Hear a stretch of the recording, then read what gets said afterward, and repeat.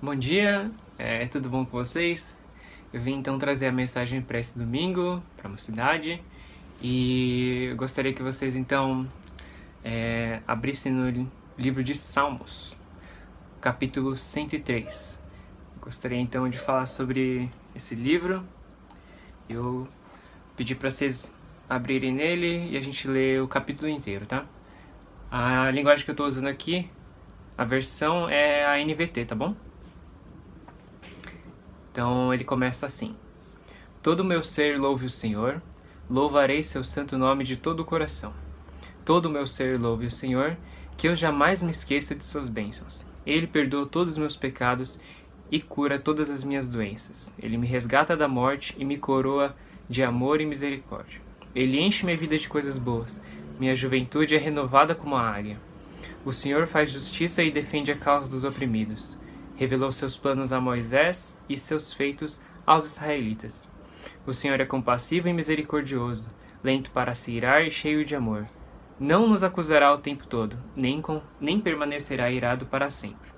Não nos castiga por nossos pecados, nem nos trata como merecemos, pois seu amor por aqueles que o temem é imenso como a distância entre os céus e a terra. De nós ele afastou nossos pecados, tanto como o Oriente está longe do Ocidente. O Senhor é como um pai para os seus filhos, bondoso e compassivo para os que o temem, pois ele sabe como somos fracos. Lembra que não passamos de pó. Nossos dias na terra são como o capim, como as flores do campo, desabrochamos. O vento sopra, porém, e desaparecemos, como se nunca tivéssemos existido. Mas o amor do Senhor por aqueles que o temem dura de eternidade a eternidade. Sua justiça se estende até os filhos dos que guardam sua aliança, dos que obedecem a seus mandamentos. O Senhor fez dos céus o seu trono, de onde reina sobre todas as coisas. Louvem o Senhor todos os anjos, os poderosos que executam seus planos, os que cumprem cada uma de suas ordens. Sim, louve o Senhor os anjos, os exércitos de anjos, os que o servem fazem a sua vontade. Louve o Senhor tudo que ele criou, todas as coisas em todo o seu reino. Todo o meu ser louve o Senhor. Amém? Eu me lembro muito bem de quando eu li essa passagem e eu estava num momento assim que eu já não estava mais conseguindo fazer a leitura bíblica, eu já não estava mais conseguindo orar. Era mais ou menos aquela oração que você faz de noite, sabe, quando vai dormir, e dura bem pouco, assim, tipo, pai, boa noite, tchau. E tá numa caminhada totalmente sustentável por causa da rotina. E eu lembro que quando eu acabei entrando em colapso, assim, né, e eu me deparei com esse versículo. E, nossa, sabe quando você lê aquele versículo e faz todo o sentido da vida? Foi esse versículo aqui de Salmos que me veio.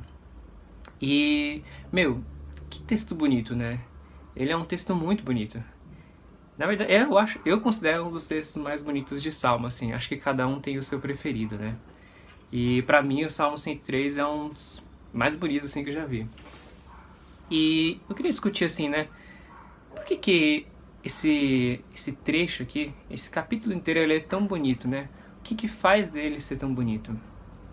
E para quem conhece o C.S. Lewis, né, ele faz uma análise muito legal, que ele tipo faz uma questão muito boa no livro dele, que ele pergunta assim: teologia é poesia?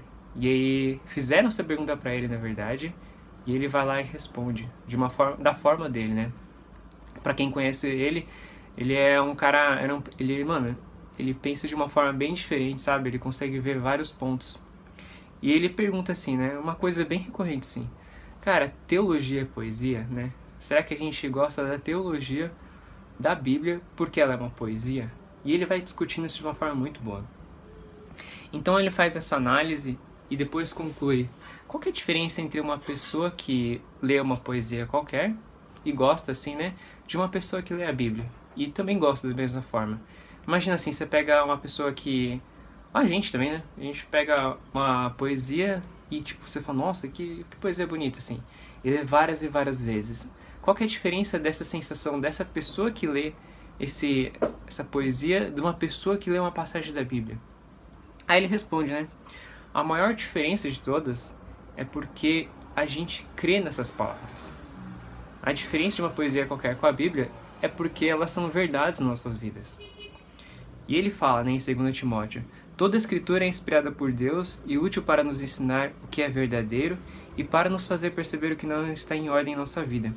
Ele nos corrige quando erramos e nos ensina a fazer o que é certo.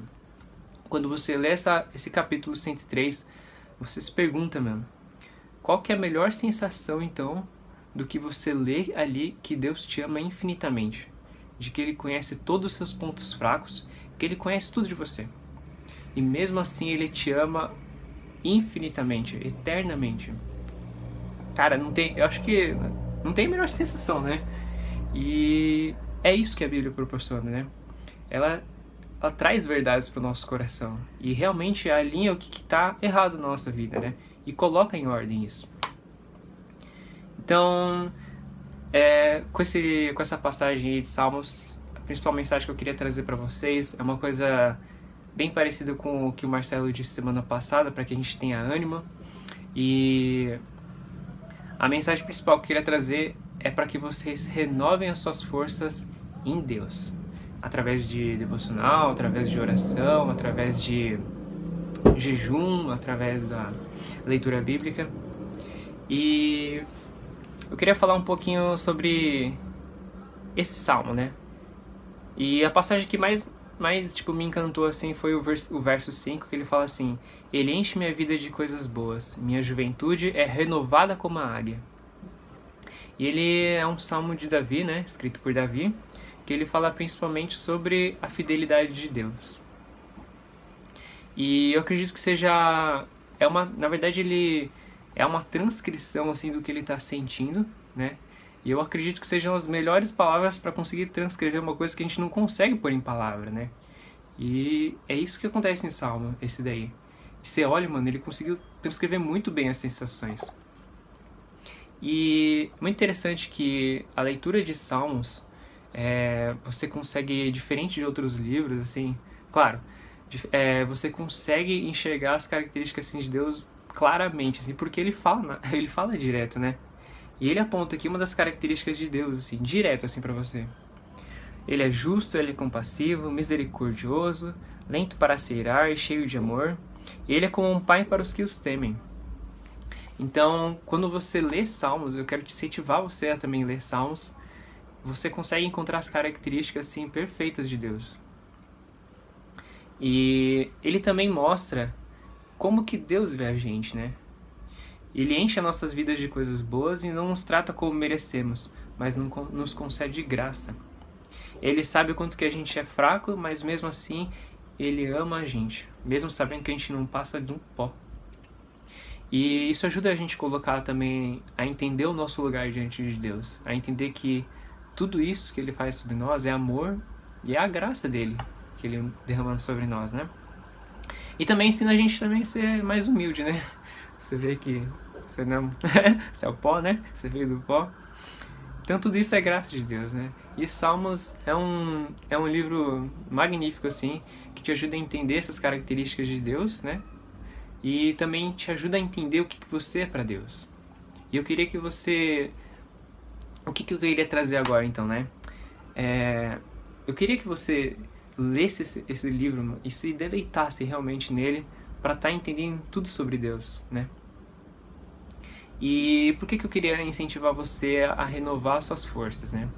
Especialmente no contexto que a gente está vivendo, né? Primeiro porque a gente está vivendo um momento totalmente atípico, né?